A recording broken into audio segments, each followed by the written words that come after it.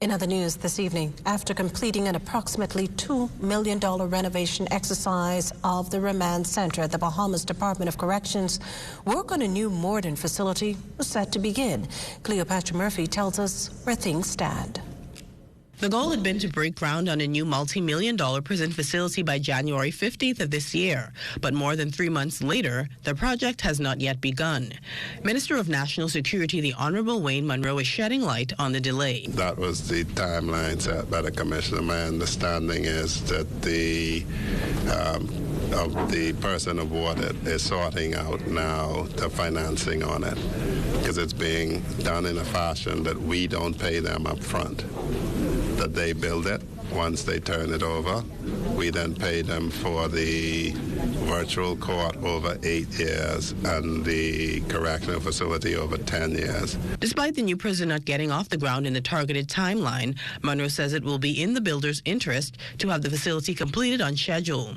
He says this way of building the new 820-inmate correctional facility affords government more protection than the ordinary way of doing things and is an improvement. The persons who engage with the government on those terms would know that that holds them also a little bit more accountable than the current circumstance. If they deliver you a structure built now, after the warranty period of 3 or 6 months has passed, the whole thing could collapse and dog eat your lunch, right?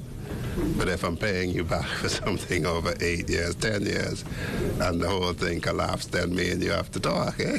The new prison will allow officials to isolate mentally challenged inmates and better control the smuggling of contraband. Still, Munroe could not yet say when construction on the new facility is set to begin. When I get back to the ministry today, I have to follow up with the Ministry of Finance, who's responsible. Once we agree what the facility is going to look like, they then follow up on the negotiations with the financing, and that I'll follow up on that every time I see Mr. Clay. He asks me. For the Bahamas Tonight, I'm Cleopatra Murphy.